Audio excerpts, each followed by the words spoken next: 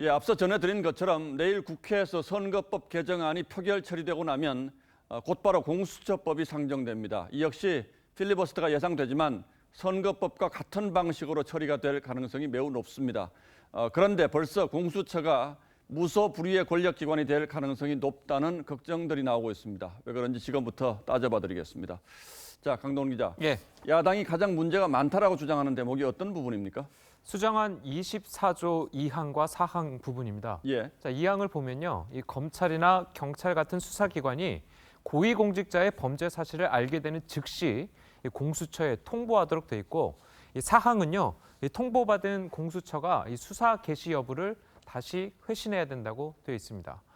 자, 거기다가 원래 있던 1항 역시 이 공수처장이 사건 이첩을 요청할 경우에는 이 수사기관은 응해야 한다 이렇게 돼 있어서 이 공수처가 검경보다 우월한 지위에 있다는 점도 명시했습니다. 예. 자, 한마디로 고위공직자에 대한 비리나 범죄에 대한 수사는 공수처가 전부 독점하겠다는 의미입니다. 들어보시죠.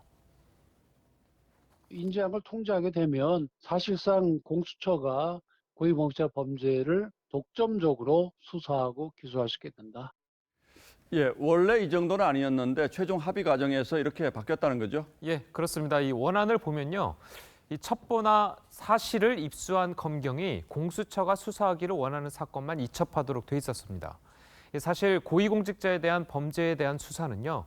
실무진 비위에서 시작을 해서 고위직으로 올라가는 경우가 많죠. 그렇죠. 자, 그런데 이 조항대로라면 공무원에 대한 수사를 하다가 고위공직자가 얽혀 있다는 정황이 나오면 무조건 공수처로 넘길 수밖에 없습니다. 검찰이나 경찰 입장에서는 의욕도 잃고 이 책임감도 옅어질 염려가 생기는 겁니다. 뿐만 아니라 공수처가 자의적으로 수사를 종결할 수도 있겠군요. 맞습니다.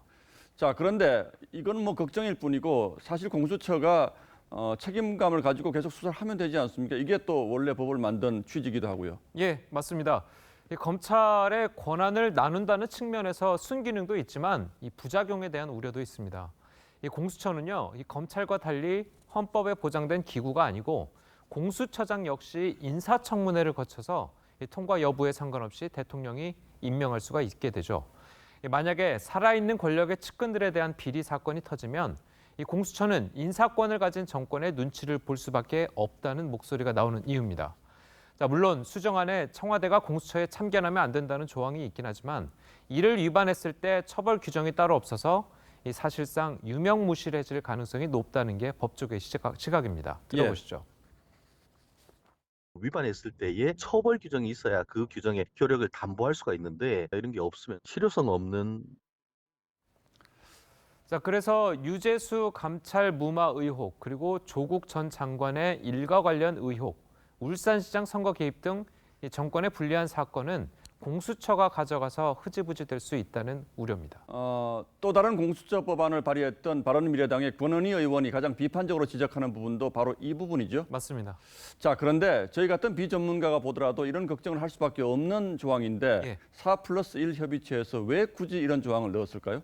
그러니까 이제 4+1 협의체는요, 이 공수처가 검찰과 경찰에 비해서 규모가 작기 때문에 전국적으로 발생하는 고위공직자의 범죄 행위를 파악하기가 어렵고 또 수사기관의 의도에 따라서 공수처에 통보를 하지 않고 사건이 암장될 우려도 있다고 말했습니다. 또 범죄를 통보받음으로 해서 수사의 혼선도 막겠다는 취지라고 이야기를 하고 있습니다. 예, 어떤 제도든 뭐 그 자체보다는 운영이 문제인데 국민 입장에서는 이런 권력기관이 자꾸 생기는 건 사실 기분 좋은 일은 아니죠. 예. 강동원 기자 잘 들었습니다.